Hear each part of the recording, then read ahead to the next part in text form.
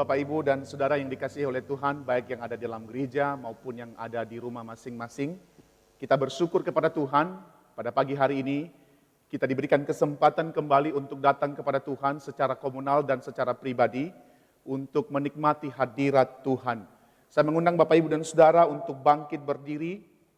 Mari kita memulai ibadah kita pada hari ini dengan suatu pengakuan bahwa pertolongan kita adalah di dalam Tuhan yang menjadikan langit dan bumi.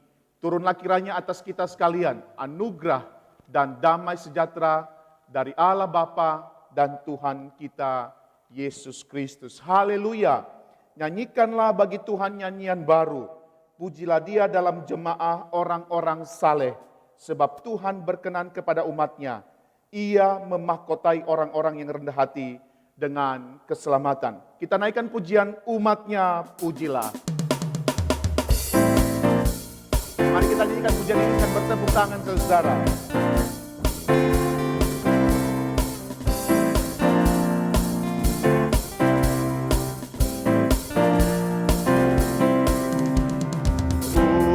Umatnya pujilah, haleluya, amin.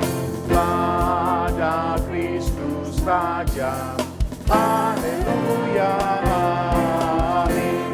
Bersama bernyanyi di depan tatanya, pasti Ia berkenan. Haleluya, amin. Pandanglah Tuhanmu, haleluya, amin. Pujilah padanya, haleluya, amin. Gembala sobatku turun dari sorga, kekalah kasih-Nya, haleluya, amin. Pujilah Sang Kristus, haleluya, amin. Gemarlah jiwamu, haleluya, amin. Di sorga mulia, sembahlah padanya, selamanya pujinya, haleluya, amin. Di sorga mulia, sembahlah padanya, selamanya pujinya, haleluya, amin. Haleluya, amin. Haleluya, amin. Bless the Lord, O my soul.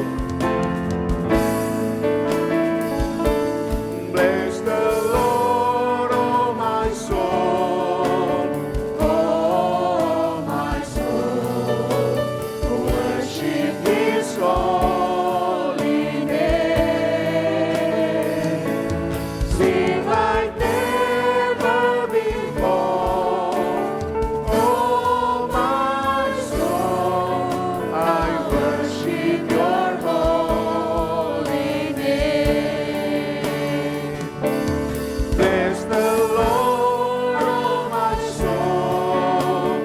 Oh, my soul, worship His holy name. Sing like never before. Oh, my soul, I worship Your holy name. Tuhan, biarlah nama-Mu ditinggikan di atas segala nama. Biarlah pribadi-Mu ditinggikan di atas segala pribadi yang ada dalam dunia ini. Biarlah termulia Allah Tritunggal. Pada pagi hari ini di awal tahun ini, bersama-sama dengan jemaat-Mu, kami ingin meninggikan Engkau. Kami ingin menikmati hadirnya Engkau dalam hidup kami. Hadirlah di dalam ibadah kami. Hadirlah di dalam hati kami masing-masing ya Tuhan. Ini doa dan seruan kami dan terpujilah nama Tuhan. Di dalam nama Yesus kami berdoa. Amin. Silakan duduk saudara. Bapak, Ibu, dan saudara yang dikasihi oleh Tuhan. Tentunya kalau kita mereview kembali perjalanan kita sepanjang tahun 2020. Tentunya ada banyak persoalan, ada banyak derita, ada banyak ketidaknyamanan yang kita alami. Tapi kita percaya di dalam segala sesuatu, di dalam segala keadaan, Allah telah berkarya. Dan kasih setia Tuhan itu telah nyata dalam hidup kita. Dan kita percaya juga dalam perjalanan kita di tahun ini, kesetiaan Tuhan itu tidak akan pernah lepas dari kita. Bapa, Kau setia.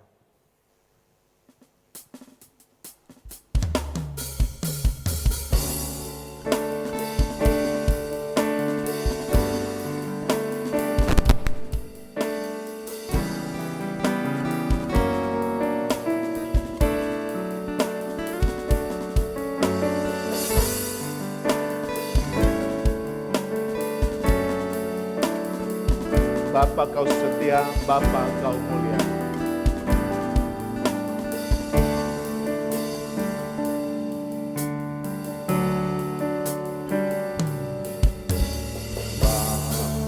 Bapa, Kau setia.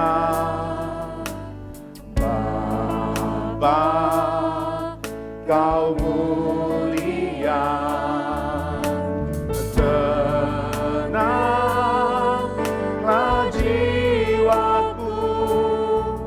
Aman bersamamu,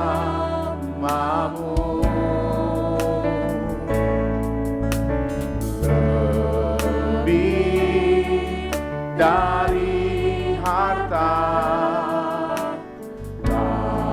kaulah segalanya. Tenanglah jiwaku dalam hadirat-Mu.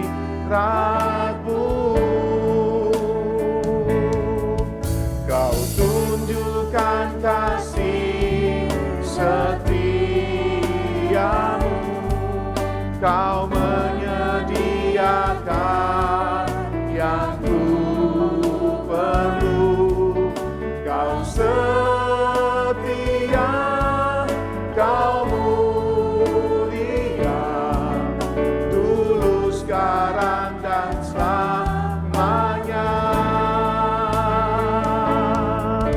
Kau tunjukkan kasih setiamu, Kau menyediakan yang ku perlu. Kau setia, Kau Bapa, Kau setia.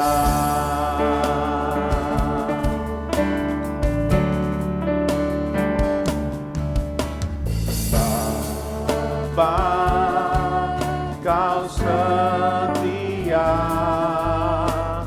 Bapa, Kau mulia.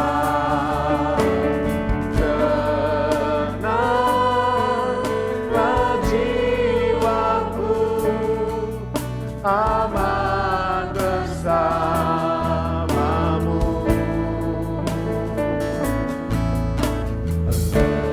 lebih dari harta, kaulah segalanya. Tenanglah jiwaku dalam hadirat-Mu.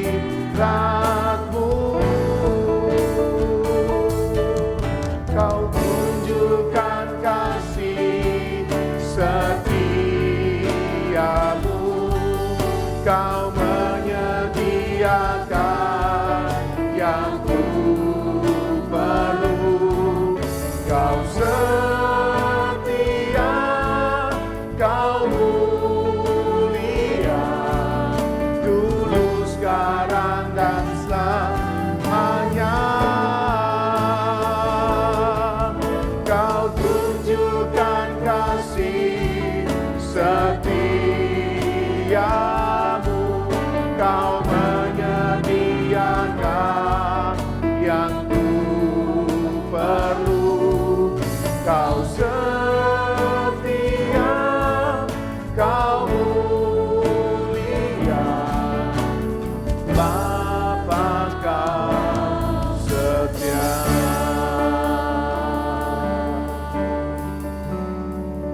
bersama-sama membaca satu bagian firman Tuhan dalam Mazmur pasal yang ke-25 ayat yang ke-6 sampai ke-10.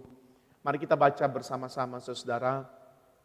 Mazmur 25 ayat 6 sampai 10. Ingatlah segala rahmat-Mu dan kasih setia-Mu ya Tuhan, sebab semuanya itu sudah ada sejak purbakala. Dosa-dosaku pada waktu muda dan pelanggaran-pelanggaranku janganlah kau ingat. Tetapi ingatlah kepada sesuai dengan kasih setia-Mu oleh karena kebaikan-Mu ya Tuhan. Tuhan itu baik dan benar, sebab itu Ia menunjukkan jalan kepada orang-orang yang sesat. Ia membimbing orang-orang yang rendah hati menurut hukum, dan Ia mengajarkan jalannya kepada orang-orang yang rendah hati. Segala jalan Tuhan adalah kasih setia dan kebenaran bagi orang yang berpegang pada perjanjiannya dan peringatan-peringatannya. Saudara yang dikasihi oleh Tuhan, tentunya kita sebagai manusia punya kelemahan. Kita adalah manusia yang rapuh. Kita gampang sekali jatuh di dalam dosa. Tapi kita bersyukur kepada Tuhan. Dia senantiasa membuka jalan bagi kita, membuka pintu bagi kita untuk datang kepada Dia memohon pengampunan dari Allah karena salib-Mu.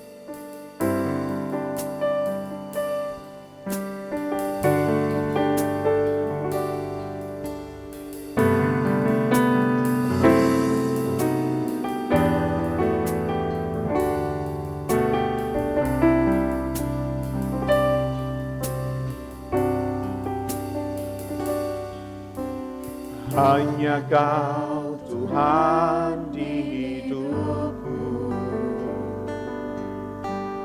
Kau berikan hidup yang baru. Darah-Mu menyucikan, pulihkan hatiku. Ku nyatakan Kaulah segalanya. Engkaulah sumber pengharapan,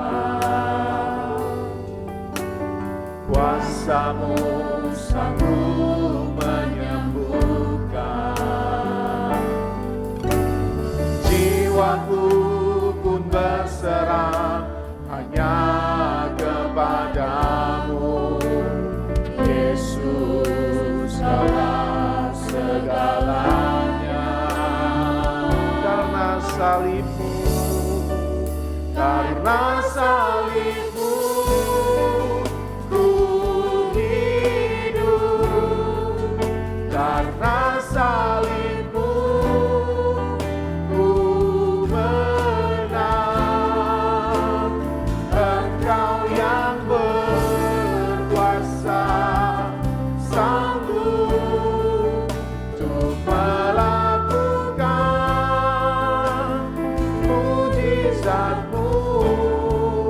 karena salib-Mu ku hidup, karena salib-Mu ku menang. Engkau yang berkuasa sanggup untuk melakukan mujizat-Mu di hidupku. Saya mengundang kita semua bangkit berdiri. Hanya Kau Tuhan di hidupku. Hanya Kau Tuhan di hidupku. Kau berikan hidup yang baru. Darah-Mu menyucikan, pulihkan hatiku. Ku nyatakan Kaulah segalanya.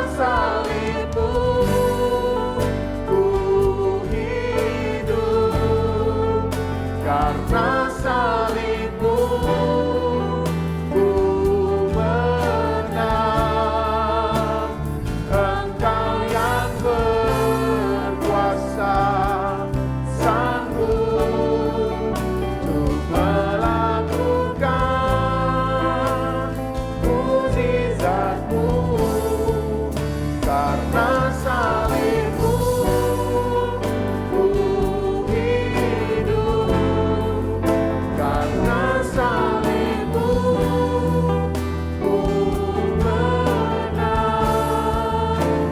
Engkau yang berkuasa, sanggup untuk melakukan mujizatmu di hidupku.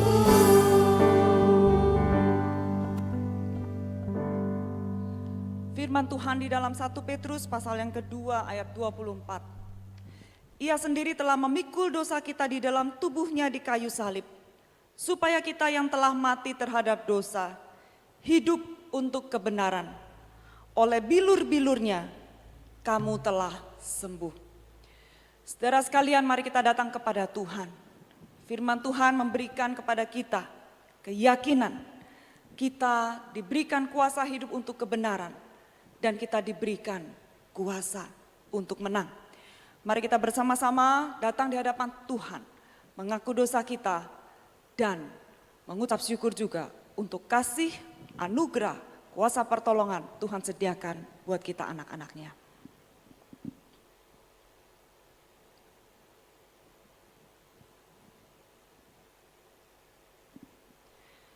Bapa di sorga, di saat-saat seperti ini kami datang di hadapan-Mu.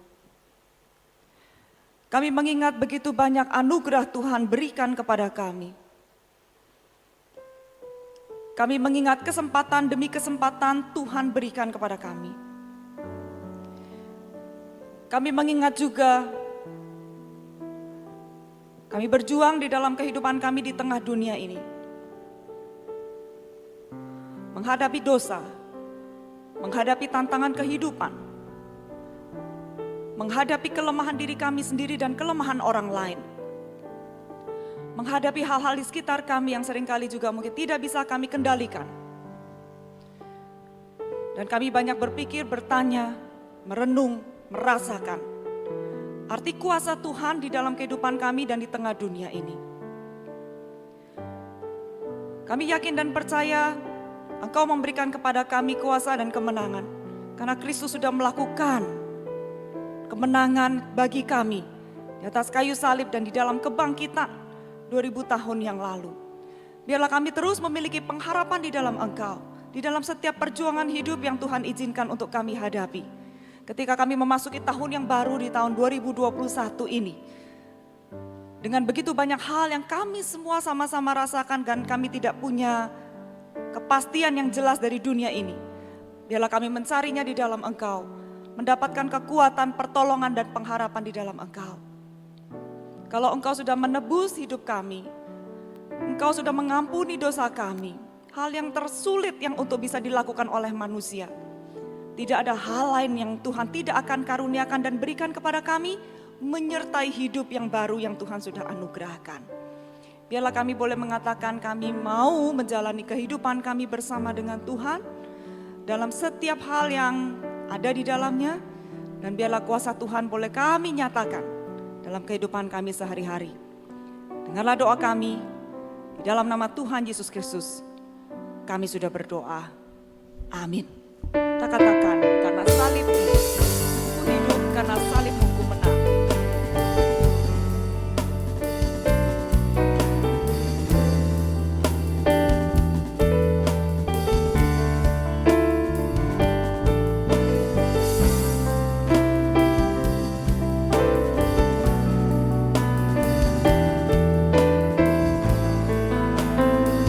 Karena salibmu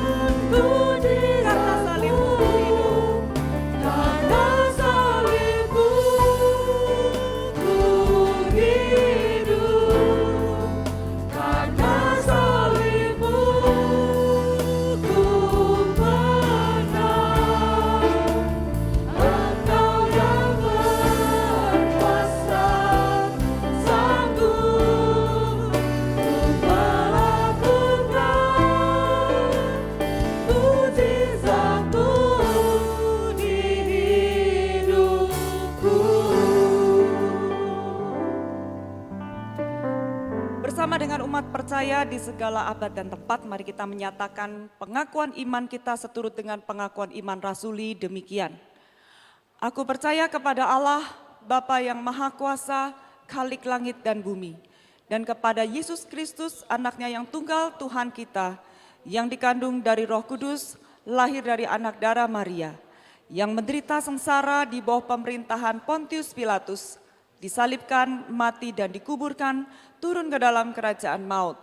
Pada hari yang ketiga, bangkit pula dari antara orang mati, naik ke sorga, duduk di sebelah kanan Allah, Bapa yang Maha Kuasa.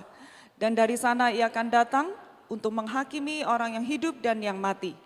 Aku percaya kepada Roh Kudus, gereja yang kudus dan am, persekutuan orang kudus, pengampunan dosa, kebangkitan tubuh dan hidup yang kekal.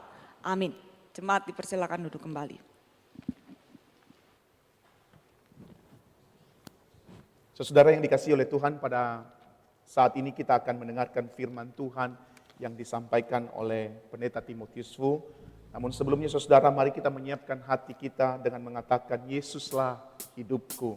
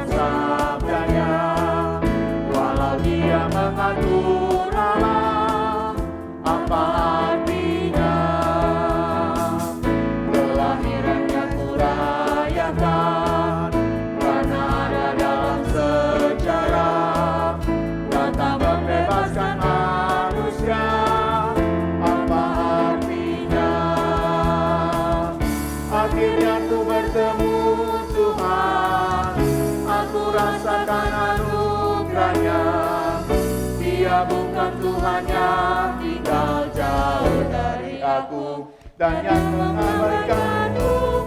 Kini aku ditemaninya dan ku selalu dijaganya, memimpin sepanjang hidupku.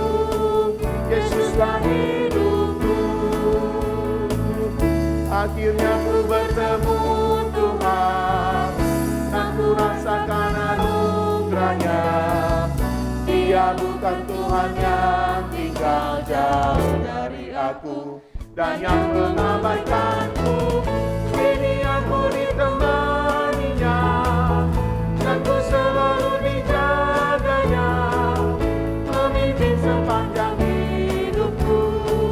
Yesuslah hidupku. Yesuslah hidupku. Yesuslah hidupku. Yesuslah hidupku.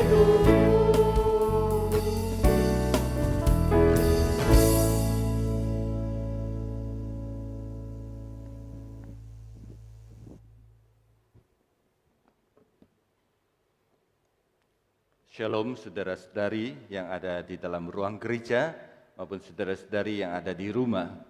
Hari ini di hari Minggu pertama di tahun yang baru, kita bersyukur kasih karunia Tuhan masih menyertai kita sehingga kita boleh berkumpul sekali lagi, baik yang di dalam gereja maupun yang ada di rumah. Kita bersama-sama menyatukan satu hati, satu roh di dalam Tuhan untuk menyembah, memuliakan nama Tuhan. Sekarang kita akan belajar firman Tuhan. Mari sebelum saya mengajak saudara berdoa terlebih dahulu. Kami datang mengucapkan syukur dan terima kasih karena kami percaya hari ini kami boleh hadir bersama, baik ada di dalam ruang gereja maupun di rumah kami masing-masing adalah karena anugerah Tuhan. Oleh sebab itu Tuhan, kami yakin Roh-Mu bekerja di antara kami, mempersatukan kami. Dan ketika kami memuji, menaikkan pujian syukur kepada Engkau, nama-Mu ditinggikan.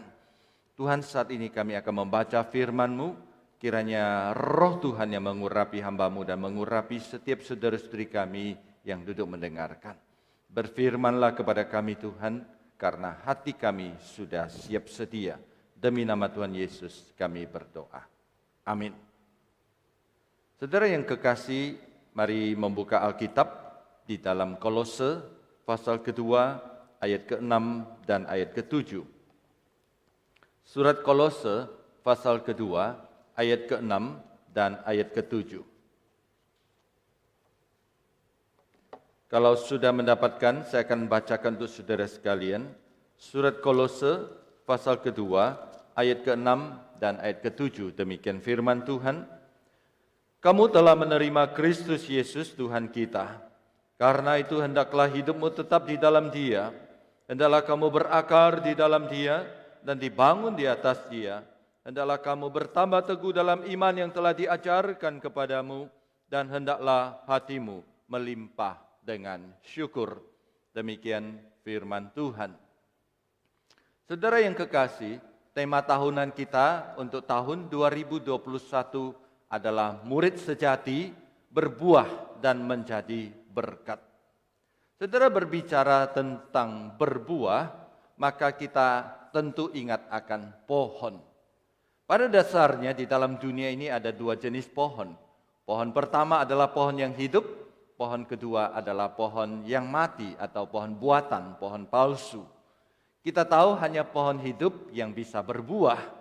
Pohon palsu bisa berbuah, tapi buahnya juga palsu dan kadang-kadang aneh. Karena pohon Natal tapi berbuah lonceng, pohon Natal tapi berbuah apel, pohon pisang tapi buahnya durian. Itu palsu, saudara sekalian. Sama seperti pohon, demikian juga murid Yesus Kristus atau orang yang mengaku sebagai orang Kristen. Di dalam dunia pada dasarnya ada dua jenis orang Kristen. Jenis pertama adalah murid sejati. Jenis kedua adalah murid palsu. Atau sesuai dengan tema kita hari ini adalah orang Kristen KTP. KTP artinya Kristen tanpa pertobatan. Atau Kristen tanpa kehidupan di dalam dirinya. Orang Kristen mengaku Kristen, tapi kehidupannya tidak mencerminkan orang Kristen. Karena dia belum bertobat, dia belum mengalami perjumpaan pribadi dengan Yesus Kristus. Permisi tanya saudara sekalian, apakah saudara seorang murid sejati atau apakah Anda seorang Kristen KTP? Saudara, harapan saya adalah setiap saudara yang ada di dalam gedung gereja ini dan setiap saudara yang sedang beribadah di rumah dimanapun saudara berada. Saudara adalah seorang murid sejati. Saudara bukan seorang Kristen KTP. Saudara bukan orang Kristen yang hanya mengaku-ngaku Kristen, tapi tidak mengalami penjumpaan pribadi dengan Yesus Kristus dan tidak pernah mengalami pertobatan. Namun demikian saudara sekalian, bagaimana kita bisa memastikan bahwa kita adalah seorang murid sejati? Saudara, mari kita belajar dari teks yang kita baca pada hari ini. Teks yang kita baca hari ini di ayat ke-6 berkata kepada kita, kamu telah menerima Kristus Yesus Tuhan kita. Karena itu, hendaklah hidupmu tetap di dalam Dia. Hendaklah hidupmu tetap di dalam Dia. Saudara, dalam bahasa asli Yunani, ayat ini adalah satu kalimat yang utuh, tidak terpotong oleh titik. Dan di dalamnya mengandung satu hubungan yang disebut dengan hubungan sebab akibat. Oleh sebab itu, kalimat ini dapat diterjemahkan menjadi demikian. Karena kamu telah menerima Yesus Kristus sebagai Tuhan kamu, karena kamu telah menerima Yesus sebagai Tuhan dan Juru Selamat, maka buktikan itu dengan tetap hidup di dalam Dia. Dalam bahasa aslinya, tetap di dalam Dia adalah hendaklah kamu berjalan bersama dengan Yesus Kristus di dalam kehidupanmu. Dengan kata lain saudara sekalian, percaya Yesus sebagai Tuhan dan berjalan bersama dengan Yesus Kristus adalah dua hal yang tidak terpisahkan. Sama seperti satu telapak tangan, pasti ada bagian depannya dan pasti ada bagian belakangnya. Tidak ada telapak tangan yang cuma ada bagian depan atau cuma ada bagian belakangnya saja. Sama seperti di dalam dunia ini, seekor ikan pasti bisa berenang, seekor burung pasti bisa terbang. Demikian juga seorang Kristen, seorang yang mengaku percaya kepada Yesus Kristus, dia pasti berjalan bersama dengan Yesus Kristus. Yang menarik saudara sekalian, apa artinya berjalan bersama dengan Yesus Kristus? Kata berjalan muncul 96 kali di dalam Alkitab. Mengandung dua makna. Makna pertama, makna literal artinya berjalan secara fisik. Berjalan bersama dengan Yesus Kristus. Kalau satu hari saya berjalan dengan semu, berjalan di tepi jalan. Ya, kalau di tengah jalan ditabrak mobil, di tepi jalan saudara sekalian. Dan ketika kami berjalan di tepi jalan, ada semu di samping saya, itu artinya saya berjalan bersama dengan semu. Jadi ketika Alkitab berkata, hendaklah kamu berjalan bersama dengan Yesus Kristus, itu artinya secara literal, kita berjalan bersama dengan Yesus Kristus di samping kita. Cuma saudara sekalian, Yesus sudah tidak hadir secara fisik bersama dengan kita. Oleh sebab itu, makna kedua yang diterapkan di sini, yaitu makna figuratif.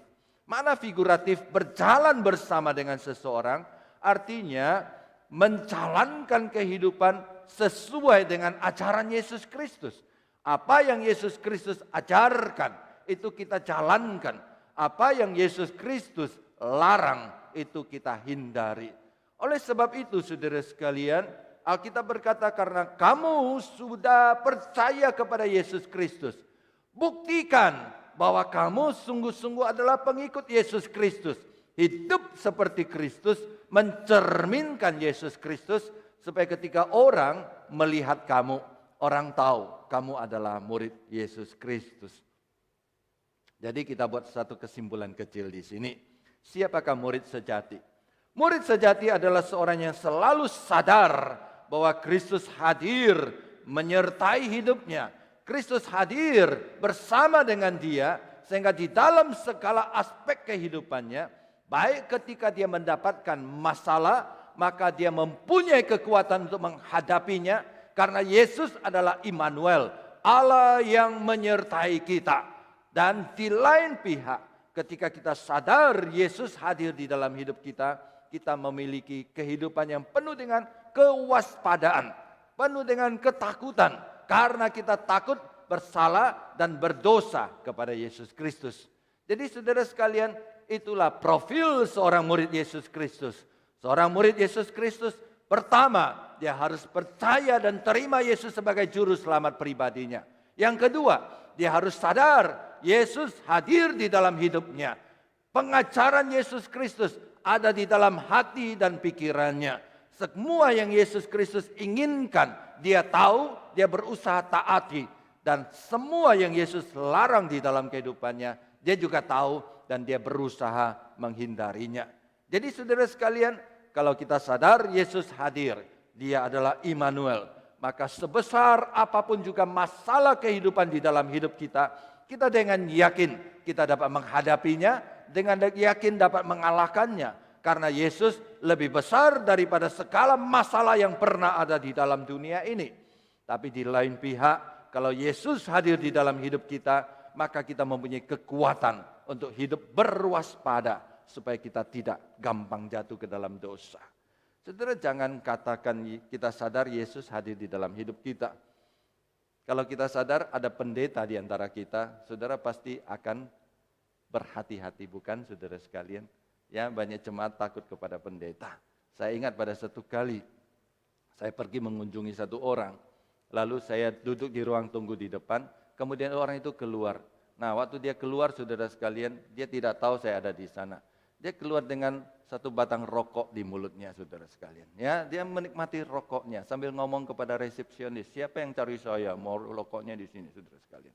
Nah, ini ketika dia lihat saya saudara sekalian, mukanya merah. Dia kagok saudara sekalian. Dia tidak mau kerja, mau bagaimana. Saya juga bingung mau bagaimana saudara sekalian ya. Lihat jemaat merokok di depan saya. Akhirnya saya berdiri, saya dekatin. Saya bilang, saudara enggak apa-apa. Kamu ambil rokok kamu buang di depan. Sudah selesai masalahmu. Minta maaf Pak Pendeta saudara sekalian.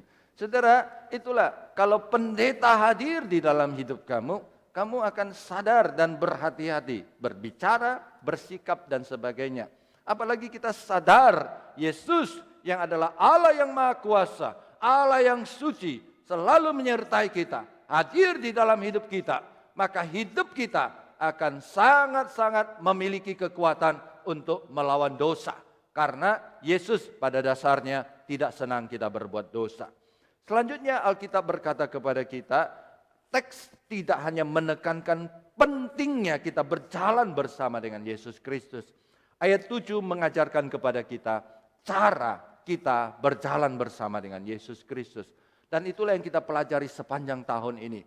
Bagaimana sepanjang tahun kita berjalan bersama dengan Yesus Kristus. Ayat 7 saya simpulkan menjadi 3 istilah yang sangat kita kenal. Yaitu berakar di dalam Yesus Kristus, bertumbuh di dalam Yesus Kristus, berbuah di dalam Yesus Kristus. Mari kita pelajari satu persatu.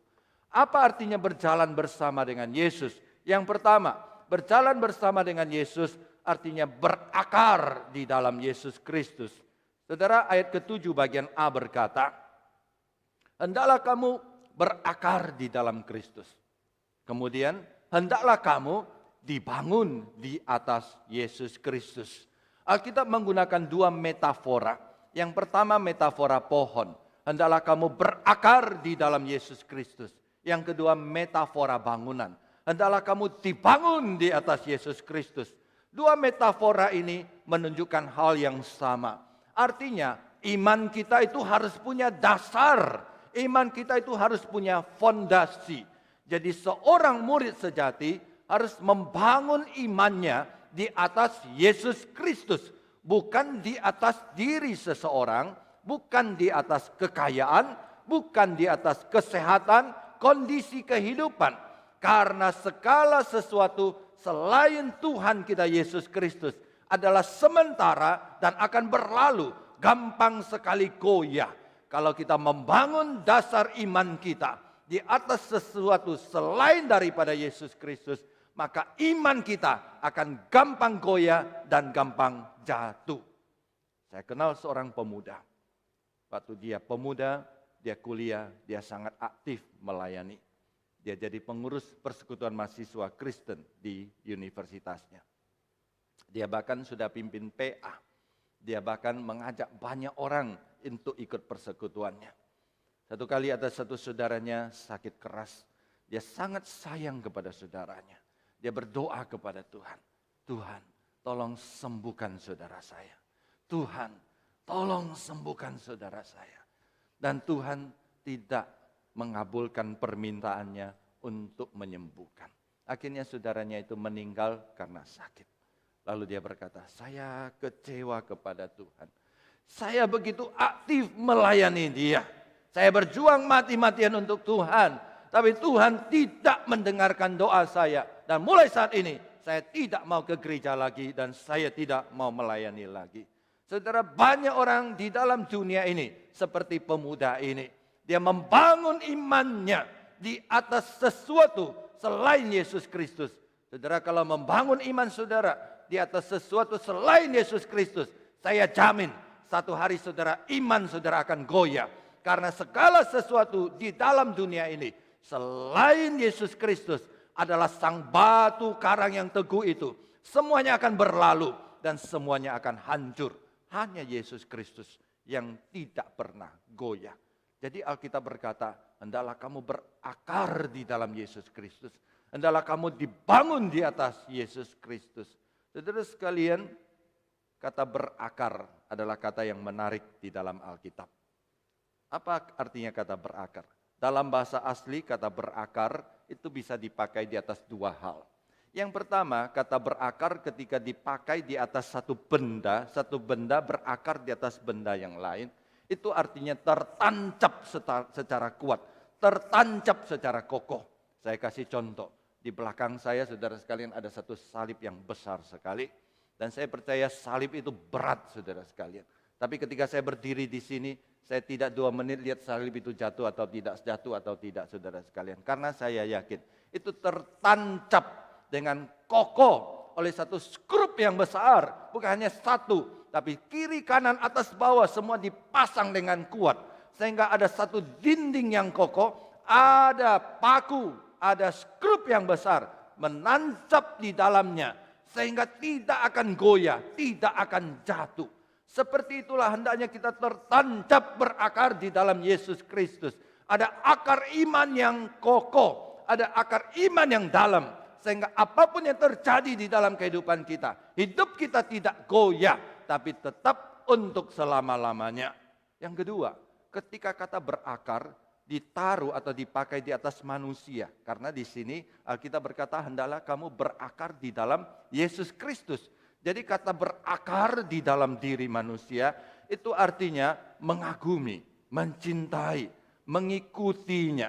Karena kita mengagumi seseorang, ngefans berat, ya, tergila-gila bahasanya, bahasa anak muda saudara sekalian ya. Tergila-gila kepada seseorang, maka kita akan mengikuti gaya hidupnya dan kita akan ingin seperti dia. Jadi hendaklah kamu berakar di dalam Yesus Kristus. Artinya hendaklah kamu sangat mencintai Yesus Kristus. Dalam bahasa anak muda, hendaklah kamu ngefans berat kepada Yesus Kristus. Tergila-gila seperti kepada Yesus Kristus. Seperti anak-anak remaja kalau melihat bintang-bintang penyanyi Korea Selatan saudara sekalian. Ketika berdiri, histeris saudara sekalian, teriak sejadi-jadinya. Jadi saudara ketika kita ingat akan Yesus Kristus, kita ingin seperti Yesus Kristus. Saya ingat tahun 80-an, 90-an, ada seorang perempuan yang menyihir dunia. Dia adalah Lady Diana. Saudara, dia begitu terkenal sampai seluruh dunia itu tersihir sama dia. Ya, akibatnya di seluruh dunia dari London sampai kepada Kalimantan, saudara sekalian. Ya, banyak sekali orang tergila-gila sama dia. Akhirnya waktu itu terkenal namanya gaya rambut Lady Diana. Ya, banyak ibu-ibu ke salon, cewek-cewek ke salon mau potong rambut apa? Lady Diana, saudara sekalian ya. Banyak suami tiba-tiba kasih uang kepada istrinya, sana kamu ke salon, kenapa? Potong rambutmu seperti Lady Diana. Sehingga saya pernah guyon saudara sekalian ya. Wah, banyak orang dari belakang Lady Diana, sekali balik badan Siti Jamilah saudara sekalian ya. Nah saudara sekalian, itu namanya tergila-gila. Itu namanya ngefans berat. Sehingga mau seperti dia. Dan hari ini Alkitab berkata kalau kamu ingin berakar memiliki iman yang teguh, hendaklah kamu tidak hanya secara metafora berakar di dalam Yesus Kristus, memiliki akar iman yang kokoh, tapi kamu juga harus tergila-gila, ngefans berat sama Yesus Kristus. Sehingga kamu siang malam memikirkan Yesus Kristus, ingin seperti Yesus Kristus, berbicara seperti Yesus Kristus, menjalankan kehidupan Yesus Kristus. Jadi berakar saudara sekalian, berakar itu berarti ada satu fondasi iman yang kokoh, kemudian tidak hanya kokoh. Fondasi biasanya mati, tapi fondasi iman itu hidup. Ya, karena kita ngefans, maka hidup dan bertumbuh. Semakin bertumbuh, semakin berserah, semakin percaya, maka kita semakin dekat dengan Tuhan dan kita hidup memuliakan nama Tuhan. Jadi saudara sekalian, hal pertama, berjalan bersama dengan Yesus Kristus. Kalau saya pakai bahasa yang sederhana adalah dia percaya kepada Yesus Kristus, dia mengalami kelahiran baru di dalam Yesus Kristus dan mengalami penyertaan Yesus Kristus di dalam hidupnya dan dia hidup ngefans, menyukai Yesus Kristus, selalu belajar dari Yesus Kristus dan mencerminkan Yesus Kristus. Yang kedua, bertumbuh. Saudara, ayat 7b berkata kepada kita, hendaklah kamu bertambah teguh dalam iman yang telah diajarkan kepada kamu. Hendaklah kamu bertambah teguh di dalam iman yang telah diajarkan kepada kamu. Jadi saudara sekalian, unsur kedua berjalan bersama dengan Yesus adalah mengalami pertumbuhan. Jadi seorang Kristen sejati itu mengalami pertumbuhan di dalam imannya. Di awal saya mengatakan pohon mati tidak bisa bertumbuh. Pohon mati tidak bisa menghasilkan buah.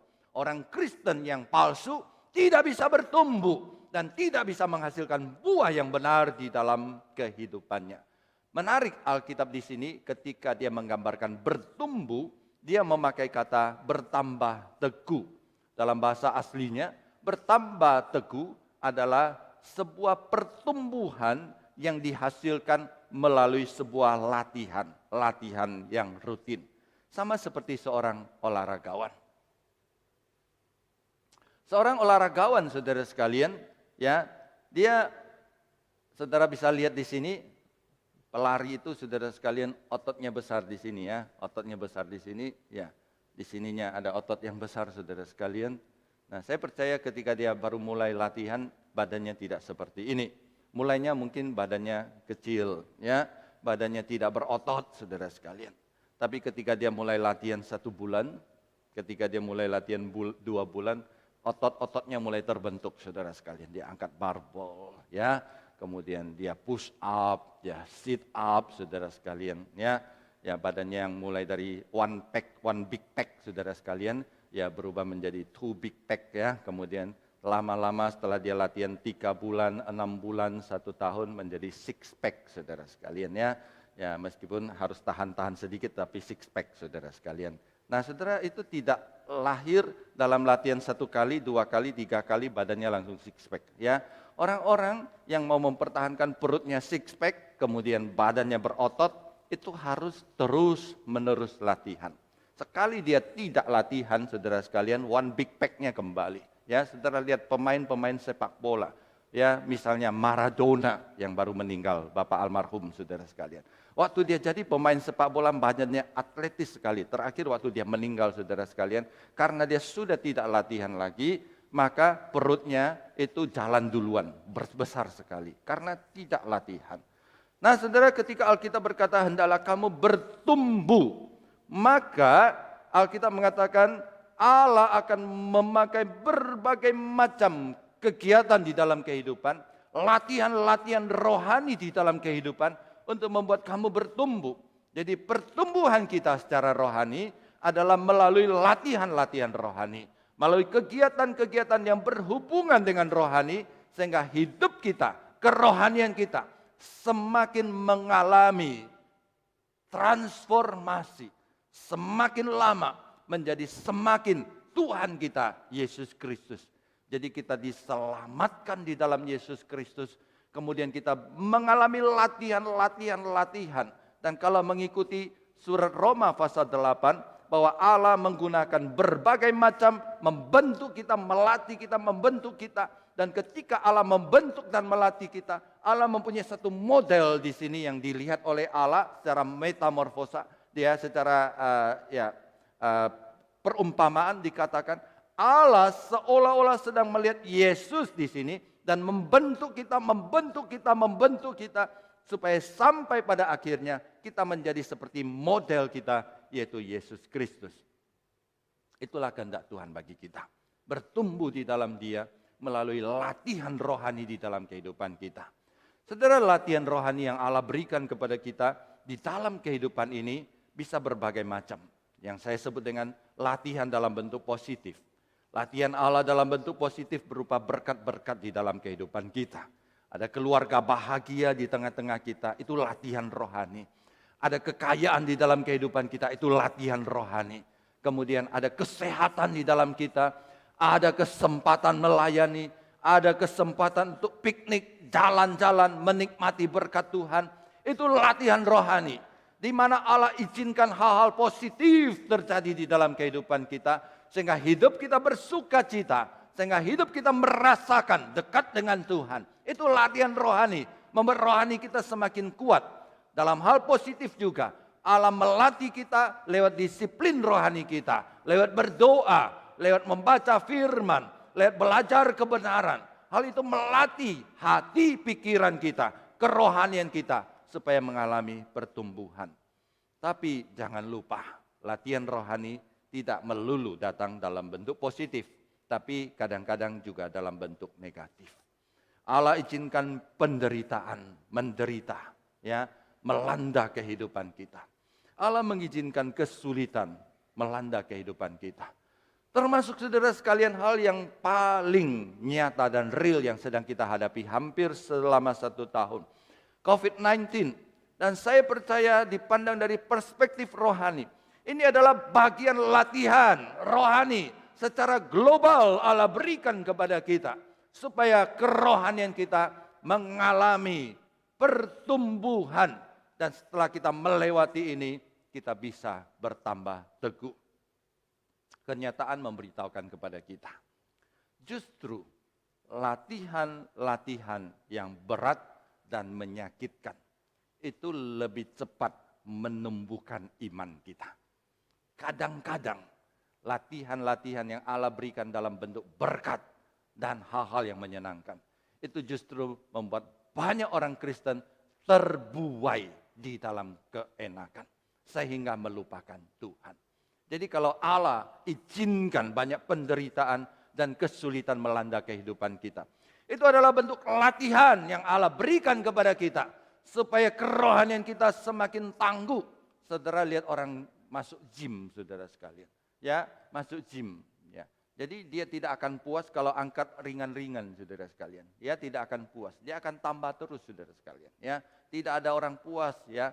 Tahun ini saya angkatnya segini, ya. 10 tahun mendatang aku konsisten katanya, tetap angkatnya segini. Itu namanya tidak ada pertumbuhan. Dia pasti ingin lebih tumbuh. Ketika dia hari ini saya tidak tahu ini namanya apa, saudara sekalian. Ketika dia treadmill berlari, saudara sekalian. Awalnya dia mungkin bisa 10 menit.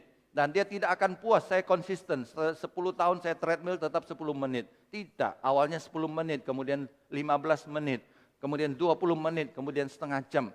Saudara lari di treadmill itu gampang tidak? Tidak, saudara sekalian, berat. Angkat barbel berat, push up berat, saudara. Tapi justru angkat barbel, push up yang menyakitkan, yang memberatkan itu, membentuk otot kita, membuat tubuh kita itu lebih kuat. Jadi Allah tidak ingin kita menjadi orang-orang Kristen yang cengeng. Orang-orang Kristen yang hanya mau hidup enak, hidup nyaman di dalam kehidupan kita. Allah ingin supaya kita menjadi orang Kristen yang tangguh, memiliki latihan-latihan yang keras dari Tuhan, yang berat dari Tuhan. Sehingga kehidupan kita memuliakan namanya. Saudara coba pikirkan, dalam kehidupan nyata saudara hari ini, latihan apa yang sedang Allah izinkan terjadi di dalam hidup saudara. Pandanglah itu sebagai berkat Tuhan dan sebagai bagian dari pembentukan Allah. Yang terakhir, Alkitab berkata tidak hanya berakar, tidak hanya bertumbuh, tapi Alkitab juga berkata kita juga berbuah. Kita berbuah, Alkitab mengatakan, hendaklah hatimu melimpah dengan ucapan syukur. Kata melimpah di sini sama dengan kata berbuah. Nah menarik, di sini Alkitab secara spesifik langsung menunjukkan kepada kita bahwa buah yang kita hasilkan di dalam kehidupan kita itu adalah ucapan syukur. Perhatikan kata Alkitab. Alkitab berkata kita berbuah, ucapan syukur itu tidak satu-satu, ya, tidak dua-dua, tapi melimpah sama seperti buah anggur itu. Banyak sekali berbuah banyak, ya. Buahnya tidak satu-satu asam lagi tidak, tapi berbuah banyak dan ucapan syukur konotasinya adalah indah, manis di dalam kehidupan kita. Saudara, kapan seseorang bersyukur? Seseorang bersyukur ketika dia mengakui bahwa segala yang terjadi di dalam kehidupannya ada maksud indah Allah di baliknya. Jadi ada satu terjadi, kemudian di balik daripada kejadian itu dia tahu ada maksud indah Allah di dalamnya, maka dia bersyukur kepada Tuhan. Semua orang yang bersyukur kepada Tuhan, dia pasti mengakui itu berasal dari Tuhan dan ada maksud indah Allah di dalam kejadian peristiwa itu. Apakah peristiwa itu merupakan peristiwa yang baik bagi dirinya atau tidak baik bagi dirinya. Jadi dasar dari ucapan syukur adalah sebuah iman yang teguh kepada Allah. Sehingga apapun yang terjadi, apapun yang Allah izinkan di dalam hidupnya, dia tetap bersyukur kepada Tuhan. Sama seperti seorang anak yang begitu mengenal dan begitu mengasihi ayahnya. Dia tahu, ayah mengasihi saya, ayah mengenal saya, ayah pasti memberikan yang terbaik untuk saya. Dan semua yang ayah lakukan kepada saya, itu pasti yang terbaik. Jadi ketika ayahnya memberikan uang, terima kasih. Ayahnya memuji dia, terima kasih. Kemudian giliran ayahnya memarahi dia, dia berterima kasih. Karena dia tahu Allah itu berbuat pasti demi ayah, bukan Allah ya. Ayah itu berbuat pasti demi kebaikannya. Bahkan ketika ayahnya mengambil rotan, saudara sekalian ya. Zaman dulu rotan, zaman dulu kemoceng, saudara sekalian ya. Sebagian orang yang hidup sejaman dengan saya, kalau orang tua pukul anak kemoceng ya, paling ringan. Yang lebih berat sabuk, saudara sekalian ya. Bahkan sabuk dikeluarkan. Seorang anak yang tahu memiliki relasi yang baik dengan ayahnya, dia pasti apa? Pasti tahu, ayah menghukum saya, tujuannya baik. Terima kasih ayah, terima kasih. Bukankah hal itu terjadi di dalam kehidupan kita? Mungkin ya ketika kita masih remaja, masih pemuda, dipukul oleh orang tua. Kita kesel saudara sekalian, kita marah. Tapi setelah kita dewasa, ketika kita merenungkan, kita dipukul, kita dimarahi, kita dilarang ini, dilarang itu. Dan kita berkata, terima kasih ayah. Karena terima kasih ibu, karena sudah mendidik saya, memperlakukan hal itu kepada saya. Cuma sayang saudara sekalian, seringkali ketika kita sadar orang tua kita sudah tidak ada di dalam dunia ini lagi. Ya, jadi kepada anak-anak muda ya, kalau orang tua kalian masih ada di sini, mereka melakukan semua kebaikan untuk kalian, ucapkan terima kasih kepada mereka. Baik, ya tujuannya itu baik. Seperti itulah ucapan syukur kita. Jadi ketika kita bersyukur kepada Tuhan, dibalik daripada semua itu, menggambarkan kita memiliki satu iman yang kokoh, keyakinan yang pasti, bahwa Allah kita itu baik. Semua yang Allah perbuat itu baik. Dan semua yang Allah perbuat itu demi kebaikan saya. Oleh sebab itu, kita hidup penuh dengan ucapan syukur. Alkitab berkata, hendaklah hatimu melimpah dengan ucapan syukur. Artinya, ketika kita menghadapi apapun juga kita bersyukur. Arti lain adalah, ketika kita pergi kemanapun juga, maka kita membuat orang lain bersyukur. Jadi, hidup kita itu adalah sumber syukur, sumber ucapan syukur bagi orang lain. Apapun yang kita perbuat, kemanapun kita pergi, orang bersyukur kepada kita. Orang bersyukur kepada Tuhan karena kita. Nah saudara sekalian, saya percaya di dalam kehidupan kita, ada orang yang kita sukai, ada orang yang sangat kita tidak suka. Ya, ada orang ketika kita dengar suara teleponnya, dengar suaranya saja hati kita sudah tenang, kita bersyukur. Tapi ada orang dengar suaranya saja 3 hari tidak bisa makan, saudara sekalian. Ya, kalau saudara mau diet, suruh dia sering-sering telepon saudara. Dengar suaranya saja saudara sudah mau muntah darah. Ada orang seperti itu, nyebelin saudara sekalian. Profil seorang murid yang bertumbuh di dalam Tuhan. Karena dia mirip Kristus. Karena dia hidup meneladani Kristus. Maka Alkitab mengatakan, kemanapun dia pergi, apapun yang dia perbuat di dalam kehidupannya, dia membuat orang bersyukur kepada Tuhan dan hidup memuliakan nama Tuhan. Berakar, bertumbuh, berbuah. Itulah profil seorang murid sejati. Sebagai kesimpulan, izinkan saya bertanya kepada saudara sekali lagi. Apakah Anda seorang murid sejati atau cuma seorang Kristen KTP?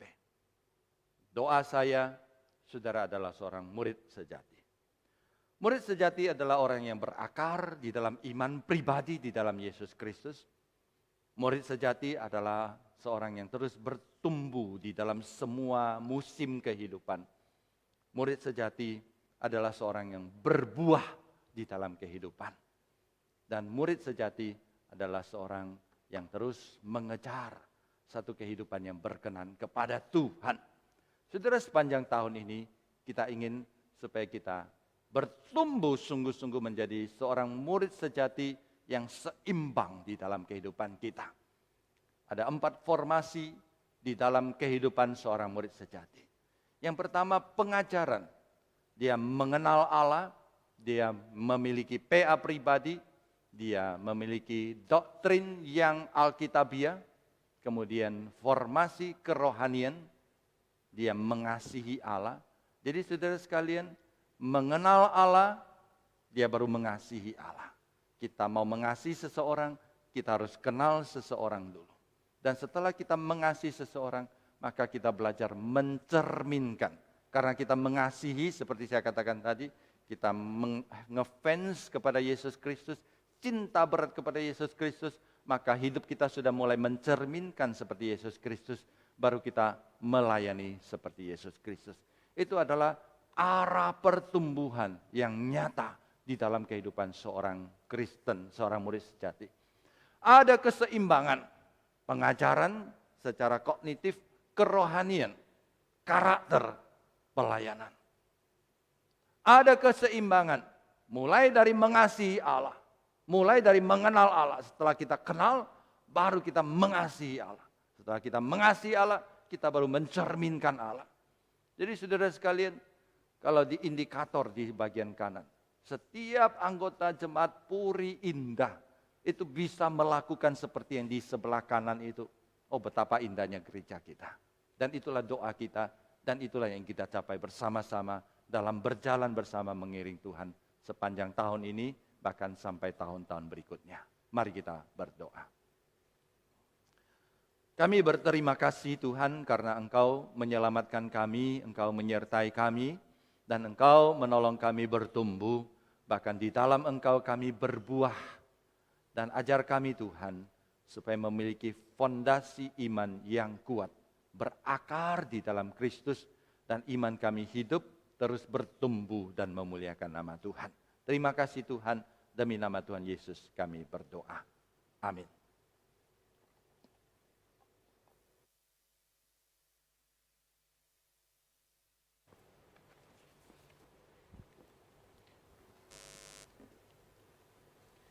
Saudara yang dikasihi oleh Tuhan, kita sudah mendengarkan firman Tuhan dan saatnya kita memberikan persembahan sebagai syukur kita kepada Tuhan atas berkat-berkat yang telah kita terima di sepanjang hidup ini. Sambil persembahan kita kumpulkan atau kita transfer saudara, mari kita naikkan pujian Sandar pada Lengan yang Kekal.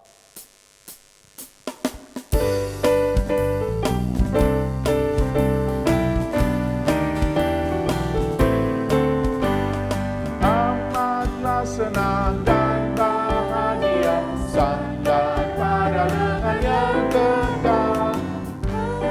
Bersama damai berkatnya, sandar pada lengan yang kekal. Sandar, sandar, Tuhan tiada bahaya. Sandar, sandar, sandar pada lengan yang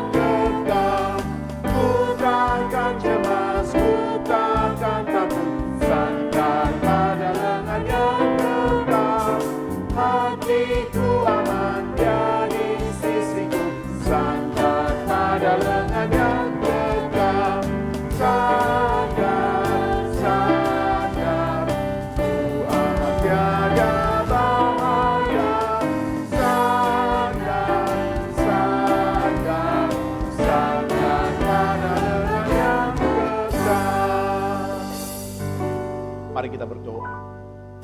Tuhan, kami bersyukur untuk berkat-berkat yang indah yang telah kami terima sepanjang hidup ini. Kami juga bersyukur untuk hari-hari yang susah, tapi Tuhan selalu beserta dengan kami. Dan pada saat ini, kami membawa persembahan kami kepada Tuhan. Kiranya Engkau menerima persembahan kami. Dan persembahan kami yang sesungguhnya adalah hidup kami, seluruh jiwa raga kami. Kami taruh di dalam tangan Tuhan. Biarlah Engkau menerimanya. Terima kasih Tuhan. Inilah doa kami. Di dalam nama anak-Mu Yesus Kristus, Juru Selamat kami yang hidup. Kami sudah berdoa. Amin.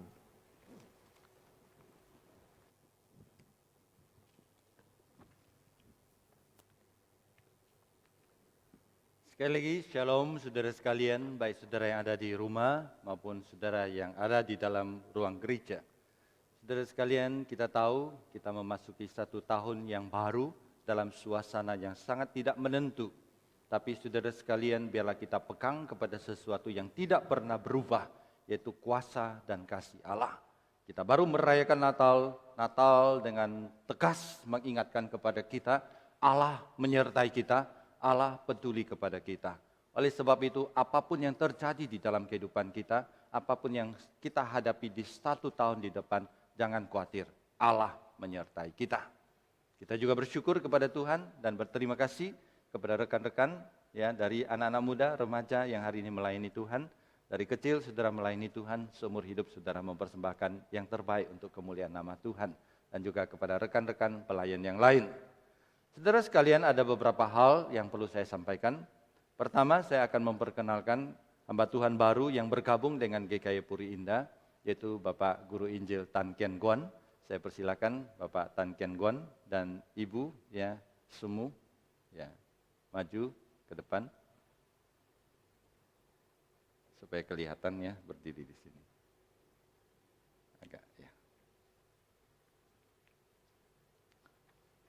Banyak orang bertanya, panggilnya agak susah namanya ya. Ya, biasa beliau dipanggil Lause Guan ya, Guan aja ya, atau Bapak Guan ya. Jadi beliau lahir di Jakarta dan menyelesaikan studi bidang teknik, sarjana teknik di Atmajaya, kemudian mendapat panggilan untuk melayani Tuhan seumur hidup, masuk ke SAAT, ya STT SAAT Malang, menyelesaikan pendidikan MDiv dan MTH di SAAT Malang. Beliau pernah melayani di GKKB Jemaat Pontianak selama 3 tahun, kemudian dipanggil kembali ke Alma Mater untuk menjadi dosen selama 9 tahun. Dan ini adalah ladang pelayanan ketiga. Ya, istri Ibu Li Suan, ya Li Suan, ya. Yang pertama Bapak Guan, yang kedua Ibu Suan, ya lebih gampang ingat ya. Ya, nah, namanya jodoh saudara sekalian ya. Mereka punya 2 anak, yang satu namanya Hansel, yang kedua namanya Hovan. Ya, Hansel umur berapa? 11 sama 9, ya dua-duanya anak laki-laki. Ya, kita bersyukur kepada Tuhan. Ya, Tuhan mengutus hambanya yang setia melayani bersama dengan kita. Ibu Liswan juga adalah lulusan dari STT SAAT. Ya, jadi beliau melayani bersama dengan kita. Mari jemaat kita dukung mereka. Ya, sebagai wujud kita ya berikan tepuk tangan. Silakan duduk.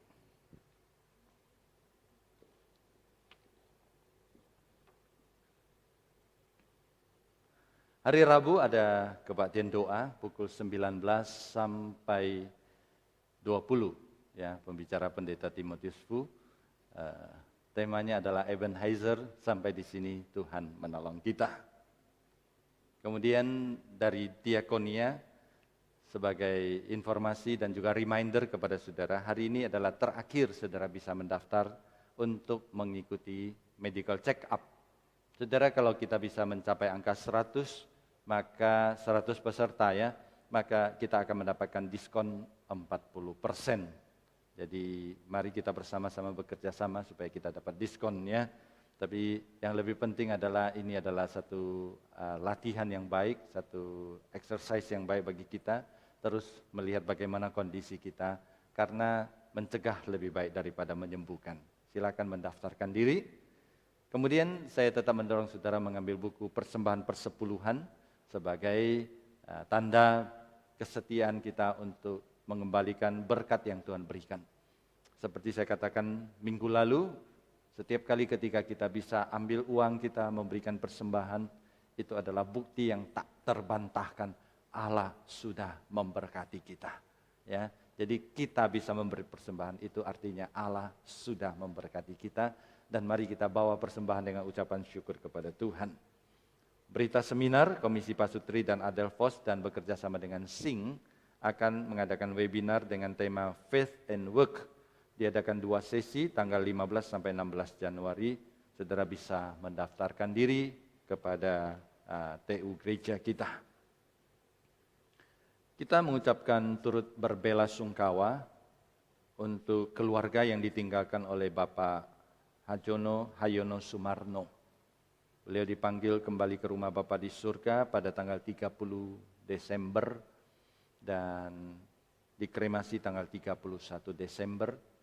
Kita ucapkan turut berbelasungkawa kepada Ibu Wina dan juga kepada keluarga yang ditinggalkan. Mohon Tuhan yang memberikan kekuatan dan penghiburan. Demikian warta, saudara sekalian, mari kita bersama-sama datang ke hadirat Tuhan, kita berdoa. Kami datang ke hadirat Tuhan, membawa diri kami dan membawa hari-hari di depan kami, dan kami persembahkan ke dalam tangan Tuhan. Tuhan, berbagai prediksi, berbagai macam berita yang menggetarkan hati kami, 1 tahun di depan adalah tahun yang tidak gampang. Tapi meskipun demikian, kami juga dikuatkan dengan firman-Mu bahwa Engkau adalah Allah Immanuel, Allah yang menyertai, peduli, dan mengasihi kami. Sehingga apapun yang terjadi, tidak sedetik pun Engkau meninggalkan kami dan Engkau tidak membiarkan kami menghadapi sendirian. Engkau berjalan bersama dengan kami.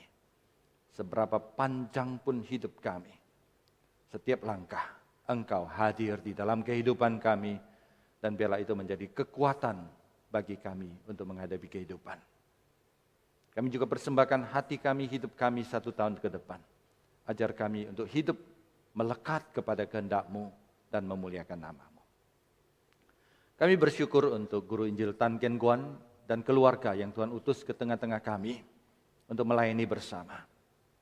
Tuhan, hamba-Mu membutuhkan hikmat, hamba-Mu membutuhkan kekuatan, hamba-Mu membutuhkan kesabaran dan anugerah Tuhan. Hamba-Mu pasti masuk dengan hati yang penuh sukacita karena memiliki kesempatan untuk melayani bergandengan tangan dengan para hamba Tuhan, dengan para majelis dan jemaat, pengurus untuk mengembangkan, membangun pelayanan di GKI Puri Indah. Pakailah hamba-Mu sekeluarga. Tuhan, Engkau yang berkati dan Tuhan tuntun kehidupannya supaya memuliakan nama Tuhan dan menjadi berkat bagi gereja Puri Indah. Terima kasih Tuhan. Kami secara khusus menyerahkan saudara-saudari kami, sebagian baik anggota jemaat kami maupun keluarga yang terkena penyakit COVID. Tuhan, ini membuat kami sedih dan membuat kami khawatir. Tolong kami Tuhan, supaya kami kembali bersandar kepada Engkau, mengandalkan Engkau. Dan yakin Tuhan Engkau akan memberikan yang terbaik dan tepat pada waktunya. Ajar kami untuk tidak putus harap, terus berserah. Dan sebagian juga karena dampak COVID ini mengalami kesulitan dalam ekonomi, dalam kehidupan pribadi, dalam relasi. Tuhan juga bantu, buka jalan bagi kami. Dan berikan kami kekuatan untuk terus hidup dekat dan bersandar kepada Engkau. Terima kasih Tuhan. Demi nama Tuhan Yesus kami berdoa. Amin. Jemaat, saya undang untuk berdiri. Alkitab berkata, hendaklah kamu berakar di dalam Dia, yaitu Yesus Kristus. Hendaklah kamu dibangun di atas Dia, dan hendaklah kamu bertambah teguh dalam iman yang telah diajarkan kepadamu. Dengan mengingat itu, mari kita kembalikan pujian dan hormat tertinggi kepada Allah di surga. Daksalaki. Puji Allah Bapa Putra, puji Allah Roh Kudus, ketiganya yang esa.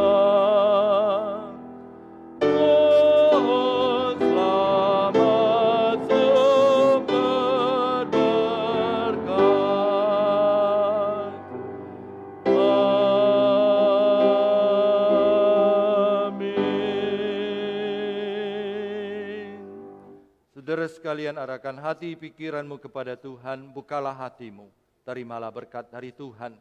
各位亲爱的弟兄姐妹们，让我们来到上帝的面前，我们打开我们的心，领受从上帝而来的祝福。但愿我主耶稣基督的恩惠、上帝的慈爱、圣灵的帮助，常与弟兄姐妹们同在，从今天直到永永远远。Kasih karunia dari Tuhan kita Yesus Kristus, cinta kasih dari Allah Bapa, persekutuan dan pertolongan dari Roh Kudus menyertai saudara sekalian dari saat ini sampai selama-lamanya. Amin.